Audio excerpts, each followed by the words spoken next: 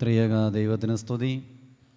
കർത്താവിൽ സ്നേഹം നിറഞ്ഞ സഹോദരി സഹോദരങ്ങളെ, നമ്മുടെ ധ്യാനത്തിൻ്റെ ഒരു പ്രധാനപ്പെട്ട ഘട്ടത്തിലേക്ക് നമ്മൾ പ്രവേശിക്കാൻ പോവുകയാണ്.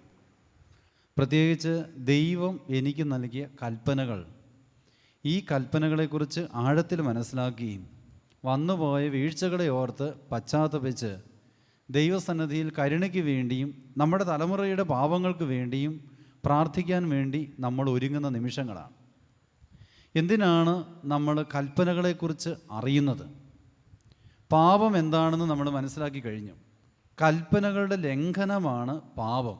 1 യോഹന്നാൻ 3-ാം-അധ്യായം 8-ാമത്തെ അപ്പോൾ കൽപ്പന അറിയുന്നവന് മാത്രമേ പാപത്തെക്കുറിച്ചുള്ള ആഴങ്ങൾ തിരിച്ചറിയാൻ സാധിക്കുകയുള്ളൂ. നമ്മൾക്ക് പാപത്തെക്കുറിച്ചോ കൽപ്പനകളെക്കുറിച്ചുള്ള തിരിച്ചറിവ് കിട്ടിയതുകൊണ്ട് നമ്മൾ രക്ഷപ്പെടുന്നില്ല. കൽപ്പനകൾ പാലിക്കാൻ നമ്മളെക്കൊണ്ട് സാധിക്കുന്നത് കൽപ്പനകളെക്കുറിച്ചുള്ള അറിവല്ല, പകരം കൽപ്പന തന്നവനെക്കുറിച്ചുള്ള സ്നേഹമാണ്. അപ്പോൾ കൽപ്പനകളുടെ അറിവ് നമുക്ക് ആഴത്തിലുണ്ടെങ്കിൽ നമ്മുടെ ജീവിതത്തിൽ ദൈവവുമായിട്ടുള്ള ബന്ധങ്ങൾ പുനഃപരിശോധിക്കുവാനും തെറ്റോ ശരിയോ എന്നൊക്കെ തിരിച്ചറിയാൻ നമ്മളെക്കൊണ്ട് സാധിക്കും. അതുകൊണ്ട് മാത്രം നമ്മൾ രക്ഷപ്പെടുമെന്ന് പ്രതീക്ഷിക്കരുത്. ധ്യാനം കൂടുന്നത് നമുക്കെല്ലാവർക്കും അറിയാം, മദ്യപാനം തെറ്റാണെന്ന്. അതുകൊണ്ട് നമ്മൾ രക്ഷപ്പെടുന്നുണ്ടോ? അപ്പോൾ സ്നേഹമുള്ളവരെ, അറിവ് കൊണ്ടല്ല നമ്മൾ രക്ഷപ്പെടുന്നത്, പകരം ദൈവത്തിൻ്റെ സ്നേഹത്തിനുള്ള ബോധ്യമാണ് നമുക്ക് വേണ്ടത്. അതുകൊണ്ട് നമ്മൾ ഈ ക്ലാസ്സിൽ നമ്മുടെ ജീവിതത്തിൽ വന്ന കൽപ്പന ലംഘനങ്ങളെക്കുറിച്ച് നമ്മൾ മനസ്സിലാക്കുമ്പോൾ, ഞാൻ മനസ്സിലാക്കുന്ന എൻ്റെ ദൈവത്തിൻ്റെ സ്നേഹത്തിൽ നിന്ന് ഞാൻ അകന്നുപോയ ആ സമയങ്ങളെക്കുറിച്ചും വീഴ്ചകളെക്കുറിച്ചും അനുദപിക്കുക. നിയമമുണ്ട്, സ്നേഹവുമുണ്ട്. നിയമം നമ്മളെ ആരെയും രക്ഷപ്പെടുത്തുന്നില്ല. പക്ഷെ സ്നേഹം പലപ്പോഴും നിയമത്തെ ലംഘിക്കുന്നതായി തോന്നിയാലും ആത്യന്തികമായി അതിലൊരു നന്മ കാണാൻ സാധിക്കും. നിയമം കൊണ്ട് എല്ലാവരും രക്ഷപ്പെടുമെന്ന് പ്രതീക്ഷിച്ചാൽ നമുക്കത് ഭാരമായിട്ടാണ് വരുന്നത്. ഇന്ന് എവിടെ നോക്കിയാലും നിയമമാണ്. കുടുംബത്തിൽ മക്കൾ പറയും, എന്തൊരു നിയമം! എഴുന്നേൽക്കുന്നത് തൊട്ട്, പഠിക്കുന്നത് തൊട്ട്, ഭക്ഷണം കഴിക്കുന്നത് തൊട്ട്.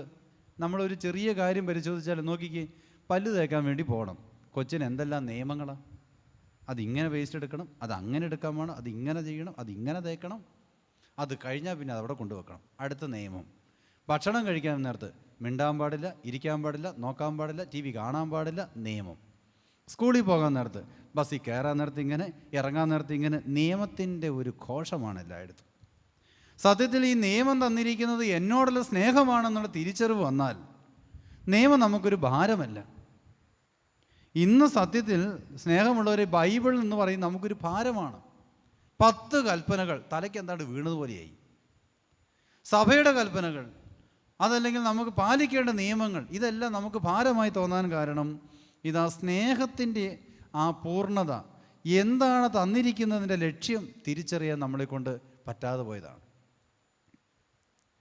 ഇപ്പം ഞാനൊരു ഉദാഹരണം പറയും. നമ്മളിനി പരിശോധിക്കാൻ പോകുന്ന കൽപ്പന, മാതാപിതാക്കളെ ബഹുമാനിക്കുക. ഇതൊരു കൽപ്പനയാണ്.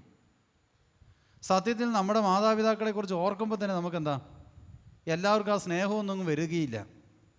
പലപ്പോഴും പിതാവിൻ്റെ സ്നേഹം മാതാപിതാക്കളെ പോലെയാണ് എന്നൊക്കെ പറയുമ്പോൾ പലർക്കും ദൈവത്തെ തന്നെ ഇഷ്ടമല്ല. എന്തുകൊണ്ടാണ്?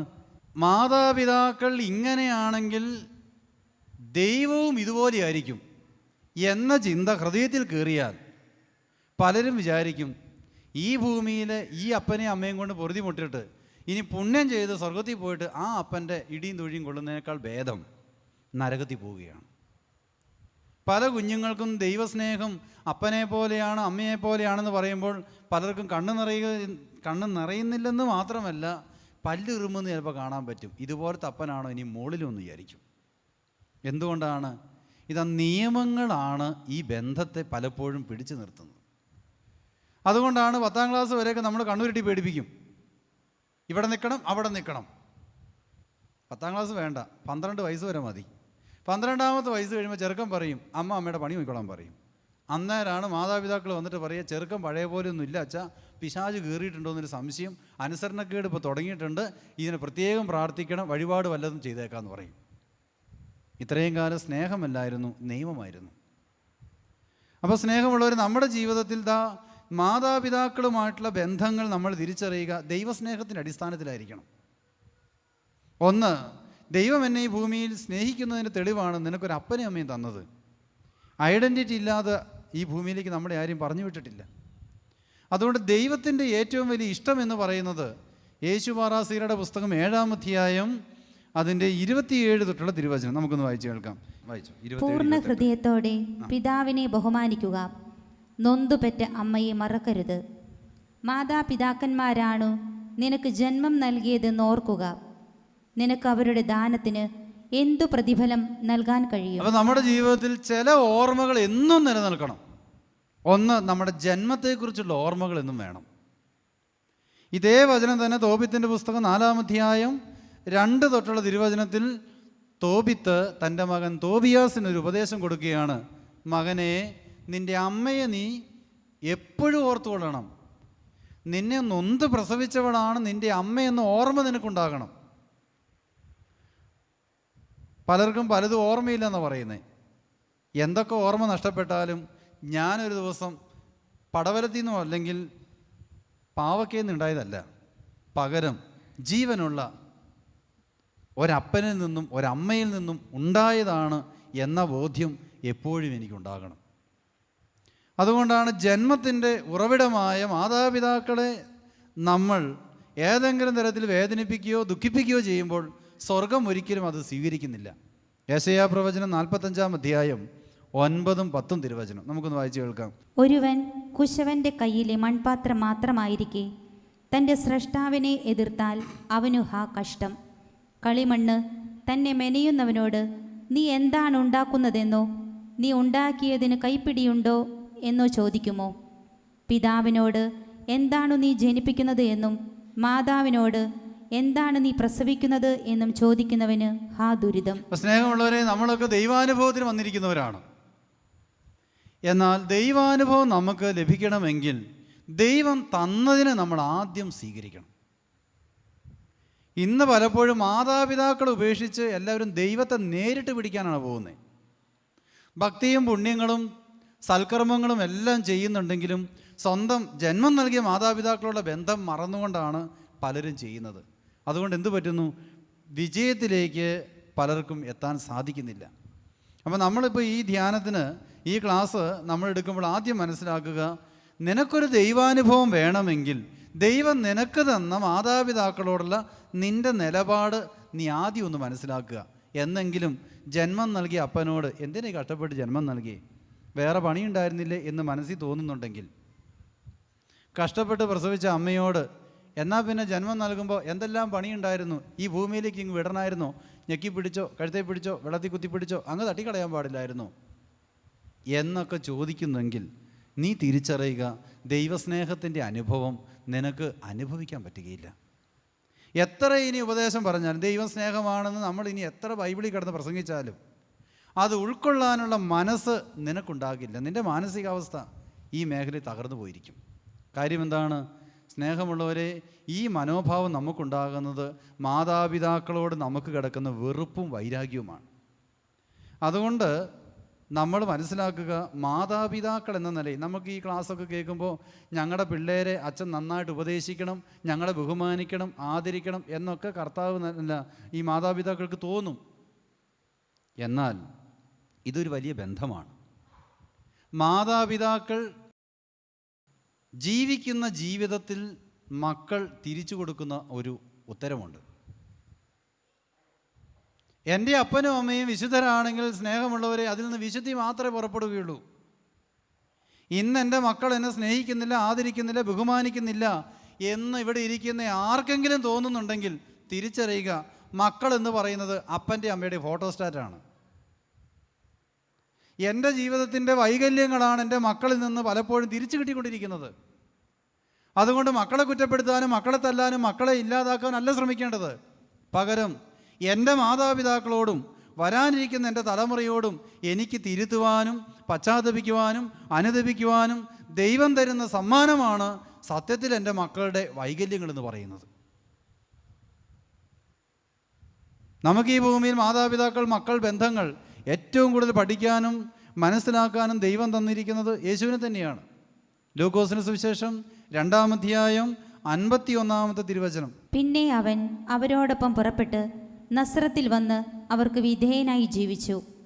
അവൻ്റെ അമ്മ ഇക്കാര്യങ്ങളെല്ലാം ഹൃദയത്തിൽ സംഗ്രഹിച്ചു. യേശു ജ്ഞാനത്തിലും പ്രായത്തിലും ദൈവത്തിൻ്റെയും മനുഷ്യരുടെയും പ്രീതിയിലും വളർന്നു വന്നു. സ്നേഹമുള്ളവരെ, ഈ ധ്യാനത്തിന് വന്നിരിക്കുന്ന നമ്മുടെയൊക്കെ ആഗ്രഹം എന്നാണെന്നറിയാമോ? എൻ്റെ കുഞ്ഞ് യേശുവിനെ പോലെ ആകണം. യേശുവിൻ്റെ പ്രത്യേകത ഇങ്ങനെയാണ്: മനുഷ്യനോടും ദൈവത്തോടും നല്ല ബന്ധമായിരുന്നു. അപ്പോൾ ദൈവത്തോട് ബന്ധപ്പെടാൻ ആഗ്രഹിക്കുന്നവൻ ഈ ഭൂമിയിൽ മനുഷ്യനോട് നല്ല ബന്ധങ്ങൾ കാത്തു സൂക്ഷിക്കണം. മനുഷ്യനോട് ബന്ധമില്ലാത്തവന് ദൈവത്തോട് നേരിട്ട് ബന്ധം പിടിക്കാമെന്ന് പ്രതീക്ഷിക്കരുത്. ഞാൻ എൻ്റെ ജീവിതത്തിലെ അനുഭവം പറയാം. ശുശ്രൂഷയ്ക്ക് എന്നെ എൻ്റെ മാതാപിതാക്കൾ ചെറുപ്പം തൊട്ട് കയറ്റുമായിരുന്നു. എന്നാൽ പലപ്പോഴും വിശുദ്ധ കുർബാനയ്ക്ക് പള്ളിയിൽ പോയി കഴിയുമ്പോൾ ഒരു ദൈവാനുഭവം എനിക്ക് പലപ്പോഴും ഉണ്ടാകാറില്ല. എൻ്റെ ഹൃദയത്തിൽ അച്ഛൻ്റെ കുർബാനയുടെ ട്യൂണ്, ശുശ്രൂഷക്കാരൻ്റെ അന്നത്തെ അഭ്യാസം, പിന്നെ ഇതെല്ലാം കണ്ട് പലപ്പോഴും ഒരു ബോറം പരിപാടിയായി തീർന്നു മദ്ബഹായിലെ ശുശ്രൂഷ എന്ന് പറയുന്നത്. അതിൻ്റെ കാരണം എന്നാണെന്നറിയാമോ? നേരം വെളുത്ത് മദ്ബഹ ശുശ്രൂഷയ്ക്ക് വേണ്ടി പോകാൻ നേരത്ത് രാവിലെ അപ്പനോടും അമ്മയോടും ഉടക്ക് തീർക്കാത്ത ദിവസമില്ല. രാവിലത്തെ ശുശ്രൂഷ അപ്പനെ ചീത്ത വിളിക്കലാണ്, അല്ലെങ്കിൽ രാവിലെ എളുപ്പിച്ച് അമ്മയോട് മോശപ്പെട്ട വർത്തമാനമാണ് പറയുന്നത്. മാതാപിതാക്കളെ വെല്ലുവിളിച്ച് മദ്ബഹായിൽ നിന്നല്ല ത്രോണസിൻ്റെ മുകളിൽ കയറിയിരുന്നാലും നമ്മൾ തിരിച്ചറിയണം ഒരു ദൈവാനുഭവം ഉണ്ടാകില്ലെന്ന്. ഇനി എൻ്റെ ജീവിതത്തിൽ മറ്റൊരു അനുഭവം ഉള്ളത്, ഞാൻ പുരോഹിതനായി ബലിയർപ്പിക്കാൻ വേണ്ടിയിട്ട് എൻ്റെ ആദ്യ കുർബാനയ്ക്ക് വേണ്ടി ഞാൻ പോവുകയാണ്. ധ്യാനമെല്ലാം കൂടി എൻ്റെ ബന്ധങ്ങളെല്ലാം നേരെയായി കഴിഞ്ഞപ്പോൾ എനിക്കൊരു കാര്യം മനസ്സിലായി: ഈ ഭൂമിയിൽ എൻ്റെ മാതാപിതാക്കളുടെ പരാജയമല്ല, സത്യത്തിൽ അവരെ സ്നേഹിക്കാനും ഉൾക്കൊള്ളാനും കഴിയാത്തതാണ് എൻ്റെ പരാജയം. അതുകൊണ്ട് ഒരു പുരോഹിതനായി ആദ്യ കുർബാന അർപ്പിക്കാൻ വേണ്ടി പോകുന്ന ദിവസം രാവിലെ എൻ്റെ അപ്പൻ്റെ അമ്മയുടെയും റൂമിലേക്ക് കയറിയിട്ട് ഞാൻ പറഞ്ഞു, എൻ്റെ ജീവിതത്തിൽ നിങ്ങൾക്കൊരു നന്മ എന്ന് പറയുന്നത് തരാനൊന്നും സാധിച്ചിട്ടില്ല. പലപ്പോഴും എന്നെ ഓർത്ത് ഏറ്റവും കൂടുതൽ കരഞ്ഞിട്ടുണ്ട്, സങ്കടപ്പെട്ടിട്ടുണ്ട്, വിഷമിച്ചിട്ടുണ്ട്. ഒരു കാര്യം ചെയ്യുക, എൻ്റെ തലയിലൊന്ന് കൈവച്ച് അനുഗ്രഹിക്കുക. ഞാനൊന്നൊരു ബലി അർപ്പിക്കാൻ വേണ്ടി പോവുകയാണ്. ഒരു പുരോഹിതൻ എന്ന നിലയിൽ ഞാൻ എൻ്റെ അപ്പൻ്റെ അമ്മയുടെ മുമ്പാകെ മുട്ടുകുത്തി കഴിഞ്ഞപ്പോൾ മാതാപിതാക്കൾ വളരെ സങ്കടപ്പെടാനും കരയാനും തുടങ്ങി. അവർ പറഞ്ഞു, അച്ഛൻ ഇനി ഞങ്ങളെയാണ് അനുഗ്രഹിക്കേണ്ടത്. ഞങ്ങളുടെ സ്ഥാനവും ഞങ്ങളുടെ ജീവനും ജീവിതമൊക്കെ ഞങ്ങൾ കൊടുത്തു കഴിഞ്ഞു. ഇനി ഞങ്ങൾക്ക് അവകാശമില്ല. ഇനി എൻ്റെ മകൻ്റെ മേൽ എനിക്ക് അവകാശമില്ലെന്ന് പറഞ്ഞ് എൻ്റെ അപ്പൻ ഒരൊറ്റ കരച്ചിൽ. അമ്മയാണെങ്കിൽ അതിൻ്റെ കൂടെ ഒരു കരച്ചിൽ. ഞാൻ പറഞ്ഞു, നിങ്ങളൊരു കാര്യം തിരിച്ചറിയണം, സഭയ്ക്ക് നിങ്ങളാണ് കൊടുത്തത്. ദൈവം നിങ്ങൾക്ക് തന്നപ്പോൾ ദൈവം തന്ന കുഞ്ഞിനെ നിങ്ങൾ ഭൂമിക്ക് കൊടുത്തു, അത് സഭയ്ക്ക് കൊടുത്തു. അപ്പോൾ ആദ്യ അവകാശം നിങ്ങൾക്ക് തന്നെയാണ്. എൻ്റെ തലയിൽ കൈവച്ച് പ്രാർത്ഥിക്കാൻ പറഞ്ഞു. സത്യത്തിൽ എൻ്റെ അപ്പൻ്റെ അമ്മയുടെയും അവരെൻ്റെ തലയിൽ കൈവച്ച് പ്രാർത്ഥിച്ച് ഞാൻ അർപ്പിച്ച ബലി എൻ്റെ ജീവിതത്തിലെ ഏറ്റവും മനോഹരമായ ബലിയാണ്. അതുകൊണ്ട് സ്നേഹമുള്ളത് നമ്മൾ ഓർക്കണം, മാതാപിതാക്കളുടെ അനുഗ്രഹവും മാതാപിതാക്കളുടെ അഭിഷേകവുമാണ് ഈ ഭൂമിയിൽ നമ്മുടെ ശുശ്രൂഷകളെ വിജയിപ്പിക്കുന്നത്. നമ്മുടെ പരാജയങ്ങൾക്ക് കാരണമുണ്ടെങ്കിൽ തിരിച്ചറിയുക, ആദ്യം ഞാൻ നോക്കേണ്ടത് എൻ്റെ മാതാപിതാക്കളുമായിട്ടുള്ള ബന്ധം അത് നേരെയാക്കുക എന്നുള്ളത് മാത്രമാണ്. അതുകൊണ്ടാണ് യേശുക്രിസ്തു ഈ ഭൂമിയിൽ മനുഷ്യനോട് നല്ല ബന്ധങ്ങളൊക്കെ കാത്തു സൂക്ഷിച്ചു. അതിൻ്റെ കാരണം എന്നാണെന്നറിയാമോ? അവൻ്റെ അമ്മ ഹൃദയത്തിൽ തിരുവചനങ്ങളാണ് സൂക്ഷിച്ചു വെച്ചത്. അവൻ്റെ അമ്മ ഹൃദയത്തിൽ എന്താ ഉണ്ടായിരുന്നത്? മനഃശാസ്ത്രമൊക്കെ നമ്മൾ പഠിക്കുന്നുണ്ട്, ശരീരശാസ്ത്രവും പഠിക്കുന്നുണ്ട്. പ്രഗ്നൻസിയുടെ സമയത്ത് ഭർത്താവിനോടോ അമ്മായപ്പനോടോ അമ്മായിയമ്മയോടോ വെറുപ്പോ വൈരാഗ്യമോ വെച്ചുകൊണ്ടാണ് നമ്മൾ ആ കാലഘട്ടം പൂർത്തീകരിക്കുന്നതെങ്കിൽ കുഞ്ഞുണ്ടായ സമയത്ത് എന്നാ പരിപാടി കാണിക്കും? അമ്മായിയമ്മയോട് പാത്രം വെച്ച് ഞെക്കാനാണ് ശ്രമിച്ചതെങ്കിൽ കുഞ്ഞ് ചൂല് വെച്ച് നമ്മളെ അടിക്കാൻ തുടങ്ങും. ഇത്രേ വ്യത്യാസമുള്ളൂ. ഗർഭിണിയായിരിക്കുന്ന സമയത്ത് പറയും, കുഞ്ഞെ ഭക്ഷണം കഴിക്കേ, നീ ഇപ്പോൾ ഗർഭാവസ്ഥയാണെന്ന് അമ്മയോട് പറയുമ്പോൾ അമ്മ പറയും, ഓക്കാനമാണ്, ക്ഷീണമാണ്, വേണ്ട എന്ന് പറഞ്ഞാൽ കുഞ്ഞിന് പിന്നെ പാലല്ല ബിസ്ക്കറ്റല്ല എന്നാ കുത്തി കലക്കിയാലും കൊച്ചും ഇതുപോലെ ഒരു തുപ്പ് ഉപ്പിയിട്ട് പറയും, വേണ്ടെന്ന് പറയും. സ്നേഹമുള്ളവരെയും മറ്റുള്ളവരെ നന്നാക്കാൻ നമുക്ക് വലിയ ഇഷ്ടമാണ്. നമ്മുടെ ജീവിതത്തിൽ നമ്മൾ തിരിച്ചറിയുക, മാതാപിതാക്കളെ നിങ്ങളുടെ ഹൃദയത്തിൽ വെറുപ്പും വൈരാഗ്യമില്ലാതെ ദൈവവചനത്തിൻ്റെ അടിസ്ഥാനത്തിലാണ് നിങ്ങൾ ജന്മം കൊടുക്കുന്നതെങ്കിൽ നമ്മുടെ മക്കൾ ക്രിസ്തുവിനെ പോലെ ആയിത്തീരും. ഇനി ഈ ധ്യാനത്തിൻ്റെ സമയത്ത് നമ്മുടെ മക്കളിൽ എന്തെങ്കിലും വൈകല്യങ്ങൾ കാണുന്നുണ്ടോ? വിഷമിക്കേണ്ട, എൻ്റെ അപ്പനോടും എൻ്റെ അമ്മയോടുമുള്ള ഏതൊക്കെയോ ബന്ധങ്ങൾ നേരെയാക്കാൻ ദൈവം എനിക്ക് തന്ന സമ്മാനമാണ് ഈ കുഞ്ഞ്. സത്യത്തിൽ ഓരോ ബന്ധങ്ങളും നമ്മളെ നിത്യജീവനിലേക്ക് നയിക്കുന്നതാണ്. വിവാഹത്തെക്കുറിച്ചൊക്കെ ക്ലാസ് എടുക്കാൻ നേരത്ത് വ്യക്തമായിട്ട് പറയും, ജീവിത പങ്കാളി എന്നെ വിശുദ്ധയാക്കാനും വിശുദ്ധനാക്കാനും തന്നതാണെങ്കിൽ എൻ്റെ മക്കളും എന്നെ സ്വർഗത്തിൽ കയറ്റാനുള്ളതാണെന്ന സത്യം തിരിച്ചറിയുക. അതുകൊണ്ട് മക്കൾ മാതാപിതാക്കളോടുള്ള ബന്ധങ്ങൾ പരിശോധിക്കുന്നതിന് മുൻപ് ഈ കൽപ്പന, നിൻ്റെ ദൈവമായ കർത്താവ് നിനക്ക് തന്ന മാതാപിതാക്കളെ പൂർണ്ണ ഹൃദയത്തോടെ നീ സ്നേഹിക്കുമ്പോൾ നിനക്ക് ദീർഘായുസ് ഉണ്ടാകുമെന്ന കൽപ്പനയിൽ നമ്മൾ ആദ്യം മനസ്സിലാക്കുക, നീ ഒരു അമ്മയാണെങ്കിൽ, നീ ഒരു അപ്പനാണെങ്കിൽ നിൻ്റെ കുഞ്ഞിനോടുള്ള കടമയും നീ നന്നായിട്ടത് മനസ്സിലാക്കണം. എഫേസ്യ ലേഖനം 6-ാം അധ്യായം 1 തൊട്ടുള്ള തിരുവചനം വായിച്ചു കേൾക്കാം. എഫേസ്യ ലേഖനം 6-ാം അധ്യായം 1 തൊട്ടുള്ള വചനം. കുട്ടികളെ, കർത്താവിൽ നിങ്ങൾ മാതാപിതാക്കന്മാരെ അനുസരിക്കുവിൻ, അതു ന്യായയുക്തമാണ്. നിങ്ങൾക്ക് നന്മ കൈവരുന്നതിനും ഭൂമിയിൽ ദീർഘകാലം ജീവിക്കുന്നതിനും വേണ്ടി മാതാവിനെയും പിതാവിനെയും ബഹുമാനിക്കുക. വാഗ്ദാനത്തോടു കൂടിയ ആദ്യത്തെ കൽപ്പന ഇതത്രേ: പിതാക്കന്മാരെ, നിങ്ങൾ കുട്ടികളിൽ കോപം ഉളവാക്കരുത്. പിതാക്കന്മാരെ, നിങ്ങൾ മക്കളിൽ കോപമുണ്ടാക്കരുത്. നമ്മളപ്പനായതുകൊണ്ട് എല്ലാ നിയമവും നമ്മുടെ തലയിലാണെന്ന് ഓർക്കരുത്. നമ്മുടെ ജീവിതത്തിൻ്റെ എല്ലാ വൈകൃതങ്ങളും വെച്ച് മക്കളെ വളർത്തി കഴിയുമ്പോൾ ആ വൈകൃതങ്ങളുടെ പരിണിതഫലമാണ് തിരിച്ചടിച്ചുകൊണ്ടിരിക്കുന്നത്. അതുകൊണ്ട് മക്കൾക്ക് കോപമുണ്ടാക്കുന്നത് മാതാപിതാക്കളെ ചെയ്യരുത്. കോപമുണ്ടാകാതിരിക്കാൻ എന്ത് ചെയ്യണം? തിരുവചനം ഹൃദയത്തിൽ ധ്യാനിക്കുക. ഒരപ്പൻ എങ്ങനെയായിരിക്കണം? തിരുവചനമാണ് നമ്മുടെ ഹൃദയത്തിലെങ്കിൽ നമ്മുടെ മക്കൾക്ക് സ്നേഹമായിരിക്കും കൊടുക്കുന്നത്. അമ്മമാരോടും ഇത് തന്നെയാണ് പറയാനുള്ളത്. നമ്മൾ ഓർക്കണം, ഈ കുഞ്ഞുങ്ങളുടെ മുഖത്തേക്ക് നോക്കിയിട്ട് എന്നാ ഡയലോഗൊക്കെ അടിക്കുന്നത്, ഏത് സമയത്ത് ഉണ്ടായിപ്പോയതാ ഇതൊക്കെ അങ്ങനെ ആവണ്ടായിരുന്നു, ഇങ്ങനെ ആവണ്ടായിരുന്നു, ഇത് അതിൻ്റെ സ്വഭാവമാണ്, ഇത് ഇതിൻ്റെ സ്വഭാവമാണ്. ഏത് സ്വന്തം പ്രസവിച്ച കൊച്ചുങ്ങളെ നോക്കിയിട്ട് ഈ പറയുന്നത്. എന്നിട്ട് എന്തെങ്കിലും പറയുമ്പോൾ എൻ്റെ അമ്മോ, എൻ്റെ കർത്താവേ, ഈ വിളിച്ചാലൊക്കെ ഓർക്കണം, മാതാപിതാക്കളോട് മക്കളും കുറേ കാലം പഴയും, ഇത് എവിടുന്ന് വന്നതാ, ഇത് തന്തയാണോ, ഇത് തള്ളയാണോ? വാക്കുകൾ നിസ്സാരമല്ല. കൊടുക്കുന്നതേ തിരിച്ചു കിട്ടുകയുള്ളൂ. കപ്പ നട്ടാൽ മാങ്ങ പറിക്കാൻ പറ്റത്തില്ല. നമ്മൾ കൊടുക്കുന്ന സാധനം തന്നെ മക്കൾ തിരിച്ച് നമുക്ക് തന്നുകൊണ്ടിരിക്കും. അതുകൊണ്ട് നമ്മളിലൊക്കെ മക്കളോട് മോശമായ വാക്കുകൾ, അവരെ വേദനിപ്പിക്കുക, ദുഃഖിപ്പിക്കുക. ഓർക്കണം, മാമോദീസ കഴിഞ്ഞ കൊച്ചിൻ്റെ വായിലേക്ക് അപ്പം തന്നെ എന്ന് ആദ്യത്തെ ഇരിക്കട്ടെ എന്ന് പറഞ്ഞ് വീഞ്ഞു കൊടുത്താൽ അപ്പം ഓർക്കണം, നാളെ അപ്പൻ്റെ തലയിലേക്ക് അവൻ കുപ്പി കമത്തുമ്പോൾ കരഞ്ഞിട്ട് ഒരു കാര്യം ഉണ്ടാകില്ല. ഞാനും മകനും ഫ്രണ്ടാണെന്ന് പറഞ്ഞ് ഒന്നിച്ചിരുന്ന് സ്മോൾ അടിച്ചിട്ട് പാട്ട് പാടിക്കഴിഞ്ഞ് നാളെ ആ മകൻ തന്നെ കുഴിയിലേക്ക് തള്ളിവിടുമ്പോൾ ഓർക്കണം, ഇത് ഫ്രണ്ടിൻ്റെയോ ബാക്കിൻ്റെയോ പ്രശ്നമല്ല. അത് അവിശ്വസ്തതയുടെ മാർഗങ്ങൾ മാതാപിതാക്കളിലൂടെ വരുമ്പോൾ, മക്കളിൽ അത് തിരിച്ചടിക്കുമ്പോൾ നമ്മൾ അവരെ കുറ്റപ്പെടുത്തിയിട്ട് കാര്യമില്ല. അതുകൊണ്ട് മക്കളുടെ വിശുദ്ധീകരണത്തിന് വേണ്ടി മാതാപിതാക്കളെ നമ്മൾ പ്രാർത്ഥിക്കേണ്ടിയിരിക്കുന്നു. പ്രത്യേകിച്ച് ഈ കാലഘട്ടത്തിൽ നമ്മുടെ മക്കൾ, പണ്ടൊക്കെ 5, 6 ഉള്ളത് കൊണ്ട് നമുക്ക് മക്കളെ ഓർത്ത് ഒത്തിരി കഷ്ടപ്പാടായിരുന്നു. ഇപ്പോൾ ആകെ 2 ഉള്ളൂ. അപ്പനും നോക്കാൻ 2, അമ്മയ്ക്ക് നോക്കാൻ 2, 24 മണിക്കൂർ സെർച്ച് ലൈറ്റ് അടിക്കുന്ന പോലെ നമുക്ക് നോക്കിക്കൊണ്ടിരിക്കാം. അപ്പോൾ അതുകൊണ്ട് നന്നായിട്ട് നമ്മൾ അനുദപിക്കേണ്ടിയിരിക്കുന്നു. മാതാപിതാക്കൾ കരയുമ്പോൾ ഇതാ ദൈവം തൻ്റെ മക്കളെ വിശുദ്ധിയിലേക്ക് വളർത്തും. ഇനി ബൈബിളിലെ ചില സംഭവങ്ങൾ ഓർത്ത് നോക്കി. മർക്കോസിന്റെ സുവിശേഷം 9-ാം അധ്യായത്തിൽ തൻ്റെ കുഞ്ഞിന് രോഗം വന്നപ്പോൾ അവൻ വ്യത്യസ്തമായ രീതിയിൽ സ്വഭാവം പ്രകടിപ്പിച്ചപ്പോൾ ആ അപ്പൻ നിലവിളിച്ചു. ആ അപ്പൻ്റെ നിലവിളി കുഞ്ഞിൻ്റെ മാനസാന്തരമായി തീർന്നു, അവൻ്റെ വിശുദ്ധീകരണമായി തീർന്നു, സൗഖ്യമായി തീർന്നു. ഈ ധ്യാനത്തിന് സ്വന്തം കുഞ്ഞിനെ ഓർത്ത് കരയുന്ന ഏതെങ്കിലും അപ്പനോ അമ്മയോ ഇരിപ്പുണ്ടെങ്കിൽ കരഞ്ഞോ, നിലവിളിച്ചോ. ഈ കണ്ണുനീര് ധാരാളം മതി നിങ്ങൾക്ക് നിങ്ങളുടെ കുഞ്ഞിനെ തിരിച്ചു കിട്ടാൻ. അതോടൊപ്പം തന്നെ മാതാപിതാക്കൾക്ക് ദൈവം കൊടുത്തിരിക്കുന്ന ചില അവകാശങ്ങളുണ്ട്.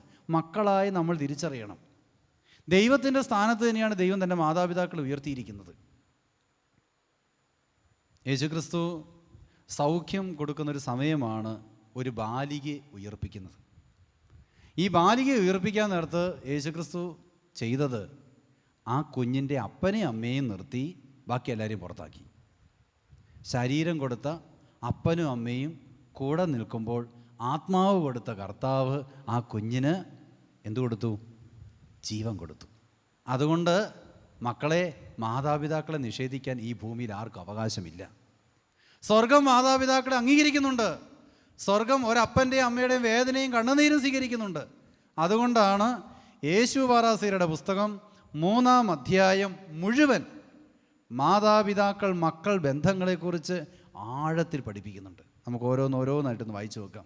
യേശുപാറാസിയുടെ പുസ്തകം 3-ാം അധ്യായം 1-ാമത്തെ തിരുവചനം വായിച്ചു. കുഞ്ഞുങ്ങളെ, നിങ്ങളുടെ പിതാവായ എൻ്റെ വാക്കു കേൾക്കുവിൻ, സുരക്ഷിതരായിരിക്കാൻ അതനുസരിച്ച് പ്രവർത്തിക്കുവിൻ. മാതാപിതാക്കളെ ബഹുമാനിക്കുക, ആദരിക്കുക ദൈവം തരുന്ന സമ്മാനമാണ് സുരക്ഷിതത്വം. പലരും പറയും എന്നാ പരിപാടിക്ക് പോയാലും വിജയിക്കാറില്ല, പരാജയം മാത്രമുള്ളൂ, അപകടം മാത്രമാണ്, നേരെ പിടിക്കുന്നതിന് പകരം വട്ടം കറങ്ങിയാണ് പോകുന്നത്, ഉയരാൻ പറ്റുന്നില്ല, തളർന്നു പോവുകയാണ്. സുരക്ഷിതത്വം നിനക്ക് ലഭിക്കണമെങ്കിൽ 91-ാം സങ്കീർത്തനം മാത്രം കാണാപ്പാഠം പഠിച്ചുകൊണ്ട് കാര്യമില്ല. നിൻ്റെ അപ്പനും അമ്മയുമായിട്ടുള്ള ബന്ധം നേരെയായിരിക്കണം. താട്ട് വായിച്ചു. മക്കൾ പിതാവിനെ ബഹുമാനിക്കണമെന്ന് കർത്താവ് ആഗ്രഹിക്കുന്നു. ഈ കാലഘട്ടത്തിൽ ദൈവഹിതം അന്വേഷിച്ചുകൊണ്ടാണ് നമ്മൾ എല്ലാവരുടെയും പുറകെ ഓടുന്നത്. ഒരു ധ്യാനഗുരു അച്ഛനെ കണ്ടു കഴിഞ്ഞാൽ ഉടൻ തന്നെ ചോദിക്കും, എന്നെക്കുറിച്ചുള്ള വെളിപാട് എന്താണ്, ദൈവഹിതം എന്താണ്? ബൈബിളിൽ വ്യക്തമായിട്ട് എഴുതിയിട്ടുണ്ട്, നിന്നെക്കുറിച്ച് കർത്താവിന് ഇത്രേ ആഗ്രഹമുള്ളൂ, നിനക്ക് തന്ന അപ്പനെ അമ്മയെ നീ ബഹുമാനിക്കുക. നാട്ടുകാരുടെ അപ്പനെ അമ്മേനെ ബഹുമാനിക്കാനും ഷേവ് ചെയ്യാനും നഗര് വെട്ടിക്കൊടുക്കാനും സഞ്ചിയിൽ അരി കൊണ്ടു കൊടുക്കാനും ഫോട്ടോ വരുമെങ്കിൽ നമുക്ക് ആഘോഷ പരിപാടി നടത്താനും ഇഷ്ടമാണ്.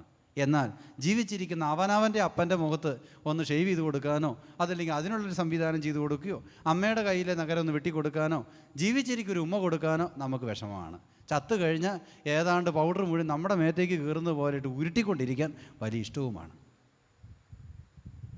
ഇതാണ് നിന്നെക്കുറിച്ചുള്ള ദൈവഹിതം. നിൻ്റെ അപ്പനെ അമ്മയെ നീ ബഹുമാനിക്കുക, നാട്ടുകാരല്ല ബഹുമാനിക്കേണ്ടത്.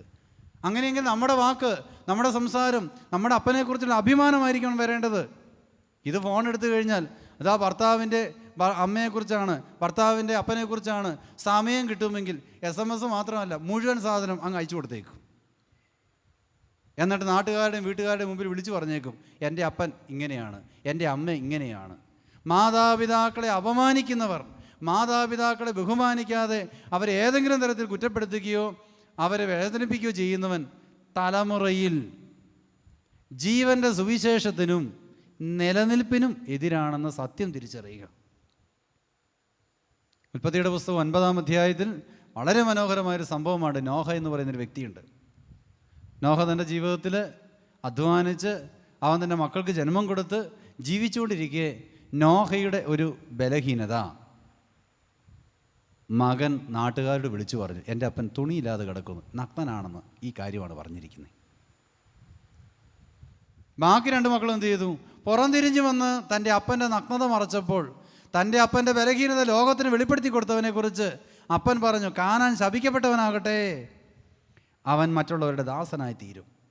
സ്നേഹമുള്ളവരെ, മാതാപിതാക്കളുടെ കുറ്റവും പറഞ്ഞുകൊണ്ട് നടക്കുന്നവൻ എന്നും അടിമത്തമായിരിക്കും ഫലം. അപ്പനെ അമ്മയെ ബഹുമാനിക്കുന്നവൻ, ആദരിക്കുന്നവൻ, അവൻ എന്നും ഉയർന്നിരിക്കും. അതുകൊണ്ടാണ് ജോസഫ്, ഒന്ന് പരിശോധിച്ച് നോക്കിക്കേ, തൻ്റെ സഹോദരങ്ങൾ എപ്പോഴും അവനെ കുറ്റം പറയുമായിരുന്നു. എന്നിട്ടും ഈ അപ്പൻ്റെ വാക്ക് നോക്കുക. ഈ ജോസഫ് പലപ്പോഴും പല സന്ദർഭങ്ങളിലും തനിക്ക് കിട്ടിയ സ്വപ്നത്തെക്കുറിച്ച് വ്യാഖ്യാനിച്ചപ്പോൾ, അപ്പൻ്റെ സ്നേഹം മറ്റുള്ളവരോട് പറഞ്ഞപ്പോൾ ഈ സഹോദരങ്ങൾ തന്നെ പറഞ്ഞു, ഇവനെ നമുക്ക് ശരിയാക്കണം, ഇവൻ ശരിയല്ല. ഉൽപ്പത്തി 37:5 പറയുന്നത് ഇങ്ങനെയാണ്, സഹോദരങ്ങൾക്ക് അവനോട് സ്നേഹത്തോടെ സംസാരിക്കാൻ പോലും പറ്റിയില്ലെന്നുള്ള പറയുന്നത്. അങ്ങനെ ഇരിക്കുന്ന ഈ ജോസഫ് സഹോദരങ്ങളുടെ ഇടയിലേക്ക് ഈ ജോസഫിനോട് അപ്പം പറഞ്ഞു, അവർക്ക് ഭക്ഷണവുമായിട്ട് ആടുകളുടെ ഇടയ്ക്ക് നീ പോകണമെന്ന് പറഞ്ഞു. അനുസരിച്ച് സഹോദരങ്ങളെ, അപ്പൻ്റെ വാക്ക് കേട്ട് ഈ വെറുപ്പും വൈരാഗ്യമുള്ള ഈ സഹോദരങ്ങളുടെ ഇടയിലേക്ക് ജോസഫ് പോയി. സംഭവിച്ചെന്നാണ്, അവനെ ഈജിപ്തിൻ്റെ അധികാരിയാക്കി മാറ്റി. വെറുക്കുന്ന, കുറ്റപ്പെടുത്തുന്ന സഹോദരങ്ങളെ ശുശ്രൂഷിക്കാനുള്ള മനോഭാവം ഉണ്ടായിരിക്കണം. മാതാപിതാക്കളുടെ ബ്ലെസ്സിങ്സ് നമുക്കുണ്ടായിരിക്കണം. ഇതിപ്പോൾ എന്താണ്, മകൻ്റെ ഭാര്യ ആദ്യം കണ്ടുപിടിച്ചിരിക്കുന്ന കാര്യം ഇതാണ്, നാത്തൂൻ വന്നു കഴിഞ്ഞാൽ അമ്മ എല്ലാം JCB മറയ്ക്കുന്ന പോലെ മറച്ചുകൊണ്ടിരിക്കും. വന്നു കഴിഞ്ഞാൽ എന്താണ് അടിച്ചു മാറ്റുന്നത് നമുക്കറിയത്തില്ല. ആദ്യത്തെ കുറ്റം ആരോപണം. ബന്ധങ്ങളൊന്നും കാത്തു സൂക്ഷിക്കുന്നില്ല. ചില മക്കളെ കല്യാണം കഴിച്ച് വീട്ടിൽ കയറ്റിയാൽ മതി, ഇതാ പെന്തക്കോസ്ത അനുഭവം 2 അല്ല 1 ആവർത്തിച്ച് തരും. 1-ാമത്തെ പെന്തക്കോസ്ത എന്ന് പറയുന്നത് എന്താണ്? പെന്തക്കോസ്ത എന്നല്ല പറയുന്നത്, ബാബേൽ സംഭവം എന്നാണ് പറയുന്നത്. കലക്കി ചിതറിപ്പിച്ച് 4നെ 4 വഴിയൊക്കെ ആക്കി തരാനുള്ള അഭിഷേകമാണുള്ളത്. ബന്ധങ്ങൾ കാത്തു സൂക്ഷിക്കാൻ പറ്റാതെ മാതാപിതാക്കളുമായിട്ടുള്ള ബന്ധങ്ങളെല്ലാം കലക്കി തകർത്ത് കൊടുക്കും. സ്നേഹമുള്ളവരെ, ഇതാണ് കർത്താവ് പറഞ്ഞത്. ഇതാ സുരക്ഷിതത്വം നിൻ്റെ കുടുംബത്തിൽ നിലനിൽക്കണമെങ്കിൽ ബന്ധങ്ങൾ നേരെയാകണം. അതുകൊണ്ടാണ് തോബിത്തിൻ്റെ പുസ്തകം 10-ാം അധ്യായം 12-ാമത്തെ തിരുവചനം. നിങ്ങളൊക്കെ മക്കളെ കെട്ടിച്ച് വിടാൻ നേരത്ത് ഈ ഒറ്റ വചനം കൊടുത്താൽ മതി. വചനമാണ് നിങ്ങളുടെ മക്കൾക്ക് കൊടുക്കുന്നതെങ്കിൽ നിങ്ങളുടെ മക്കൾ പരാജയപ്പെടില്ല. ബാക്കി എന്നാ ഉപദേശം കൊടുത്താലും അത് മറന്നും പോകും. നാളെ നിങ്ങൾക്ക് തിരിച്ചടിയായിട്ടും വരും. തോബിത്ത് 10-12. ഇതാ മക്കളെ കെട്ടിച്ചു വിടാനായിട്ട് അപ്പനും അമ്മയും ഉണ്ടോ? നിങ്ങൾക്കൊക്കെ മരുമക്കളും മരുമകനൊക്കെ ഉണ്ടോ? ഈ ഉപദേശം എഴുതി വെച്ചോ, കൊടുത്തേക്ക്, വായിച്ചു. അവൻ പുത്രിയോട് പറഞ്ഞു, നിന്റെ ഭർത്താവിൻ്റെ മാതാപിതാക്കന്മാരെ ബഹുമാനിക്കുക. നിന്റെ ഭർത്താവിൻ്റെ മാതാപിതാക്കളെ ബഹുമാനിക്കുക. ഇതാരോടാ പറഞ്ഞേ? മകനോടോ മകളോടോ? മകളോടാ പറഞ്ഞത്. നിനക്ക് കല്യാണം കഴിഞ്ഞിട്ട് കിട്ടാൻ പോകുന്ന ആ ഭർത്താവിൻ്റെ അപ്പനെയും അമ്മയും നീ ബഹുമാനിക്കുക. എന്തിനാണെന്നറിയാമോ? താട്ട് വായിച്ചേ. അവരാണ് ഇനിമേൽ നിനക്ക് മാതാപിതാക്കൾ. അവരാണ് നിനക്ക് മാതാപിതാക്കൾ. പിന്നെ നിന്നെപ്പറ്റി നല്ലതു മാത്രം കേൾക്കാൻ എനിക്കിടവരട്ടെ. അതുകൊണ്ട് ഏതെങ്കിലും ഒരു മകളെ, മരുമകളെ നിങ്ങളെക്കുറിച്ച് നല്ലത് കേൾക്കണമെങ്കിൽ ഈ ഒറ്റ വചനം കേട്ടാൽ മതി. നമ്മൾ പലർക്കും സങ്കടമാണ്. അവൾ എന്നെ കുറ്റം പറഞ്ഞു, ഇവൾ കുറ്റം പറഞ്ഞു, എല്ലാവർക്കും ഞാൻ കുറ്റക്കാരിയാണ്, ഞാൻ എല്ലാവർക്കും മോശക്കാരിയാണ്. ഈ സങ്കടവും പറഞ്ഞ് കണ്ണുനീരൊഴുക്കിക്കൊണ്ടിരിക്കാതെ ഈ ഒറ്റ കാര്യം ചെയ്താൽ മതി. എന്നാ കാര്യം? നിൻ്റെ ഭർത്താവിൻ്റെ മാതാപിതാക്കളെ നീ ബഹുമാനിക്കുക. നിന്നെക്കുറിച്ച് നല്ലത് മാത്രമേ കേൾക്കുകയുള്ളൂ. സഹോദരന്മാരെ, നമ്മൾക്കൊരു പ്രത്യേകതയുണ്ട്. നേരം വെളുത്ത് ഭാര്യയുടെ അപ്പനെയും അമ്മയെയും തെറി പറഞ്ഞില്ലെങ്കിൽ ഉറക്കവും വരില്ല, പിന്നെ മനസമാധാനം കിട്ടത്തില്ല. ഈ പണി എന്ന് നിർത്തുന്നോ അന്ന് നമ്മുടെ കുടുംബം രക്ഷപ്പെടും. ജീവിത പങ്കാളിയുടെ മാതാപിതാക്കളെ കുറ്റപ്പെടുത്തുകയും വിധിക്കുകയും പരിഹസിക്കുകയും ചെയ്യുന്നവൻ്റെ ജീവിതത്തിൽ സുരക്ഷിതത്വം പോയിട്ട് ഒന്നും ലഭിക്കുകയില്ല. അവരെ ബഹുമാനിക്കുകയും ആദരിക്കുകയും ചെയ്യുന്നവന് ഇത് തലമുറകളിലൂടെ അനുഗ്രഹമാണ് കടന്നു വരുന്നത്. അതുകൊണ്ട് മാതാപിതാക്കൾ ബന്ധങ്ങളിൽ ഏറ്റവും കൂടുതൽ സൂക്ഷിക്കേണ്ടതാണ് അമ്മായപ്പൻ, അമ്മായിയമ്മ, മരുമക്കൾ ബന്ധങ്ങൾ.